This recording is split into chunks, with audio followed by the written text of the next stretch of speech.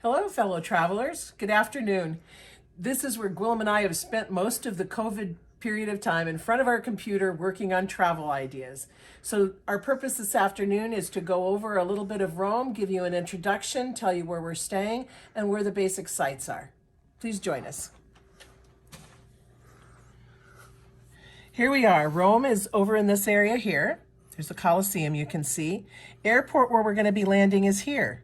The McGowans, the McGrews, and the Feldmans come in early on the day on Friday, and we'll have Friday afternoon to do sightseeing or napping, depending on what they want to do.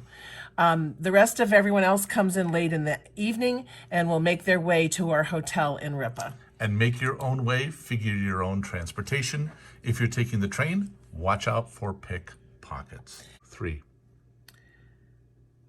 Here is the northern part of Rome. In the northern part of Rome, you have the Borghese Park, which includes the important Borghese Gallery, which is fabulous to see. Over on the other side of the park, you have the Piazza del Popolo, which includes Trajan's Column. Also nearby is the Museum dell Ara Pacis, which is, who's the gentleman that's there? It's the Augustus Memorial. Yeah, which is pretty fabulous. It's his Memorial of Peace. And then nearby are the Spanish Steps. So that's all here in the northern part of Rome. Go.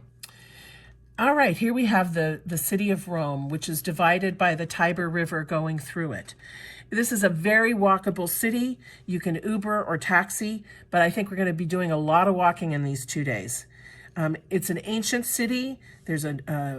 There's several sections that I think of when I think of the city. You've got the Vatican area, which is up here, Vatican City, which includes the Vatican. It includes the Vatican museums, the Sistine Chapel, and nearby Castle Sant'Angelo. Then you've got the ancient city, which is down here, where you have the Coliseum. It's on the Palentine Hill. You have the Roman Forum. You've got the Coliseum, which I mentioned, and Circus Maximus, which is down here. Where's the Coliseum again? The Coliseum is, hold on a second, right here. Okay. Then you have the heart of Rome, which is up a little bit higher between the northern part and the ancient city. You've got the Trevi Fountain, which is in here someplace. You've got the Pantheon and multiple piazzas to visit as well, and just a nice ancient city to walk through. Cool. Other areas of interest, including Trastevere, which is a place that has a lot of restaurants and bars. You've got, to the south, you've got the Baths of Caracalla, which is a famous, huge bath facility that was in use for hundreds of years. And then in the middle of the Tibre River, you actually have, I'm getting other things here, you have the Tibre Island, which is a place where they've got lots of, in the summertime anyway, bars and places to socialize during the Aperitivo hour. We're going to be staying in the city of... I'm having trouble hearing you. We're going to be staying in the area called Ripa, which is on the Aperitivo Hill, and it's a very... the reason we chose it is because if you look at it, up here there's lots of cities, lots of noise. Here it's green, a little quieter. It's filled with, I believe, embassies, a university. A lot of wealthy homes with big gardens, but we won't be able to see them because they're walled. But we'll see the trees sticking out of the gardens. Okay. And then if I zoom in a little bit so you can see, there's some things to see actually in our area. So here we have the Coliseum, and then you go down. We're actually on the hill right across from Circus Maximus. There's a rose garden.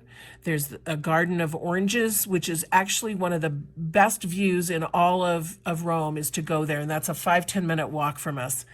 We have the Knights of Malta keyhole, which is over here someplace. And there's a rose garden, I think I mentioned, that's shaped in kind of shaped like a menorah. Supposedly there was an old Jewish cemetery there. Up to the north of it a little bit, which is still part of Ripa, you have the Mouth of Truth.